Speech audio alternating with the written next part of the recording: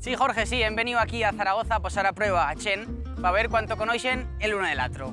¿Se coneixeran? Sos amigas, ¿no, vosotras? Sí. Del 1 al 10, 11. vamos a comprobarlo. ¿Cuán llevo suyo cumpleaños? Para marzo. ¿Pero qué día? Ay. ¡Qué madre! Eso sí que es más difícil. El 12 de marzo. ¡Uy, bo! ¿Y cuán llevo suyo cumpleaños? Es que se estaba pensando que...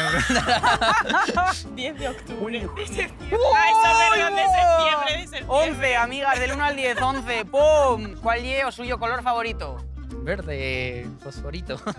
¡No! ¡No! El naranja. Sí. No vale, no vale. Marrón. Uy, ¿marrón? ¡No, el rosa! El verde. Uy, uy, uy, uy. ¿Qué ha pasado? Por ejemplo, no. Estoy un poco cafegado aquí, en el medio de este partido de tenis, no me entero de cosas aquí, pero... No se puede acertar en todo. Vale, la misma pregunta. Vale, continúan. ¿Cómo se dice o suyo pai? Manolo y Adita. Me estás poniendo nerviosa, ¿eh? No, no, no. José Javier. Ahora, Se llama ahora. Adita porque le llamaban Inmaculadita. ¿Cuál es a suya virolla favorita de decir, va, le pido esto porque le fa muy togoi? El chuletón, creo. Sí. No, pero La carne. Una pizza. ¿Una pizza?